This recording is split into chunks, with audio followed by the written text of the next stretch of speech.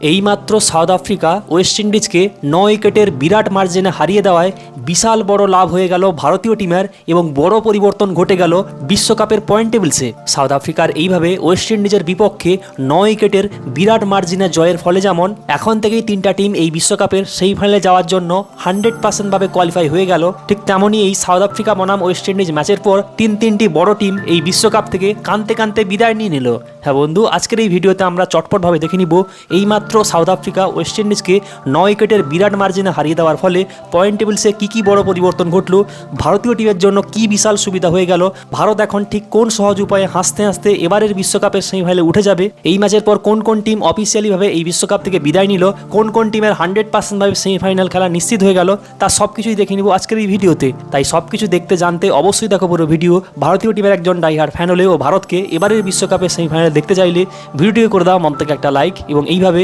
আরও ভারতীয় team IPL 2026 KKR এই ভিডিও পাওয়ার জন্য এক্ষুনি করো চ্যানেলটিকে সাবস্ক্রাইব। তো এই ম্যাচের পর ভারতের কি সুবিধা হলো, ভারত এখন কোন ইজি উপায়ে হাসতে হাসতে সেমিফাইনাল খেলবে সেটা তো বলছি, কিন্তু তার আগে গ্রুপ 2 কথা বলে নিলে এই গ্রুপ থেকে যেখানে 1 নম্বর স্থানে থাকা ইংল্যান্ড দল এ পর্যন্ত 2টো ম্যাচ খেলে 2টোতে জিতে 4 পয়েন্ট নিয়ে প্রথম টিম হিসেবে অফিসিয়ালিভাবে সেমিফাইনালের জন্য কোয়ালিফাই হয়ে গেছে, এবং এই গ্রুপ থেকে যেখানে 4 নম্বর পজিশনে থাকা শ্রীলঙ্কা অলরেডি 2 ম্যাচ খেলে 2টোতে হেরে অফিসিয়ালিভাবে এই বিশ্বকাপ থেকে প্রথম টিম হিসেবে এলিমিনেট হয়ে গেছে, সেখানে কিন্তু বর্তমানে এই গ্রুপ থেকে দ্বিতীয় টিম হিসেবে সেমিফাইনালে যাওয়ার জন্য কিন্তু লড়াই করছে নিউজিল্যান্ড এবং পাকিস্তান। হ্যাঁ বন্ধু, এই গ্রুপ থেকে তো নিউজিল্যান্ডের সেমিফাইনাল খেলা প্রায় নিশ্চিত, কেননা তাদের যে বাকি একটা ম্যাচ রয়েছে ইংল্যান্ডের বিরুদ্ধে, সেই ম্যাচটা সে যে কোনো মার্জিনে জিতলে তো সে কোয়ালিফাই হয়ে যাবে, আর তখন পাকিস্তান কাঁদতে কাঁদতে নকআউট হয়ে যাবে। আর যদি সে ইনকেস ইংল্যান্ডের কাছে হেরেও যায় এবং পাকিস্তান যে তার আগামী ম্যাচটা খেলবে, অন্তিম ম্যাচটা খেলবে শ্রীলঙ্কার বিরুদ্ধে, সেই ম্যাচে যদি পাকিস্তান টিম কোনো বিরাট মার্জিনে ম্যাচটা না জিততে পারে, সেক্ষেত্রেও কিন্তু নিউজিল্যান্ড টিম এই 3 পয়েন্ট নিয়ে এবং এত বেশি নেট রান রেট নিয়ে কিন্তু ইজিলিভাবে কোয়ালিফাই হয়ে যাবে, আর তখনই পাকিস্তান দল এই গ্রুপ থেকে কোয়ালিফাই হতে পারবে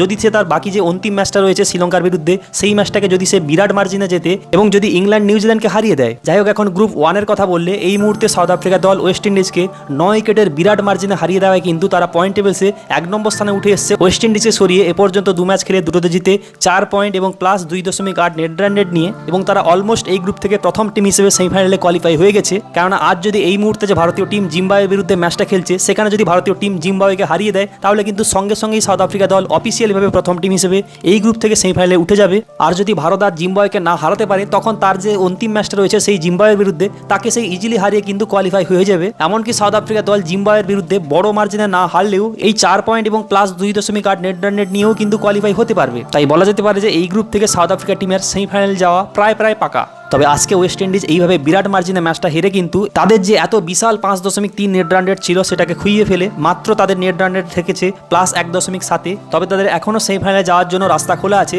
যদি তাদের যে অন্তিম ম্যাচটা রয়েছে ভারতের বিরুদ্ধে, সেই ম্যাচে যদি তারা ভারতকে হারিয়ে দিতে পারে, তাহলে গ্যারেন্টিভাবে সে এই গ্রুপ থেকে কোয়ালিফাই হয়ে যাবে সেমিফাইনালের জন্য। আর ভারতের কাছে অন্তিম ম্যাচে যদি সে হেরেও যায়, তখনও কিন্তু তাদের যাওয়ার রাস্তা রয়েছে, যদি আজ যে ভারত জিম্বাবুয়ের মধ্যে ম্যাচটা হচ্ছে সেই ম্যাচে যদি জিম্বাবুয়ে দল ভারতকে হারিয়ে দিতে পারে। তবে আজ এই সাউথ আফ্রিকা বনাম ওয়েস্ট ইন্ডিজ ম্যাচের পর যতটা না খুশি হয়েছে সাউথ আফ্রিকা দল, তার থেকে ডবল খুশি হয়েছে ভারতীয় দল। কেননা ভারতীয় দল যে এই ম্যাচের আগে পর্যন্ত তার এত বেশি নেট রান রেট নিয়ে চিন্তিত ছিল, সেখানে কিন্তু এই মুহূর্তে সাউথ আফ্রিকা দল এত বিরাট মার্জিনে ওয়েস্ট ইন্ডিজকে হারিয়ে দেওয়ায় এখন কিন্তু ভারতীয় টিম এবারের বিশ্বকাপের সেমিফাইনালে উঠতে পারবে। তাদের যে অন্তিম 2টো ম্যাচ রয়েছে, একটা জিম্বাবুয়ের বিরুদ্ধে যেটা আজ হচ্ছে, এবং পয়লা মার্চ যে ওয়েস্ট ইন্ডিজের বিরুদ্ধে ম্যাচটা রয়েছে, সেই ম্যাচ দুটো যদি সে যে কোনো মার্জিনে জিততে পারে, তাহলে কিন্তু সে হাসতে হাসতে কোনো নেট রান রেটের মাথা না ঘামিয়ে কিন্তু সেমিফাইনালে উঠে যাবে। তবে হ্যাঁ, ভারতের যে অন্তিম 2টো ম্যাচ রয়েছে, সেই 2টো ম্যাচের মধ্যে যদি ভারত একটা ম্যাচে হেরে যায়, বিশেষ করে যদি আজ জিম্বাবুয়ের কাছে হেরে যায়, তাও চলবে, তাও কিন্তু ভারতীয় টিমের সেমিফাইনালে যাওয়ার জন্য রাস্তা খোলা থাকবে। কিন্তু পয়লা মার্চ যে ওয়েস্ট ইন্ডিজের বিরুদ্ধে ম্যাচটা রয়েছে, যেটা পুরোপুরি একটা কোয়ার্টার ফাইনাল ম্যাচের সমান, সেই ম্যাচে যদি ভারতীয় টিম একবার হারে, তখনই কিন্তু ভারতীয় টিম কাঁদতে কাঁদতে সঙ্গে সঙ্গে কিন্তু নকআউট হয়ে যাবে।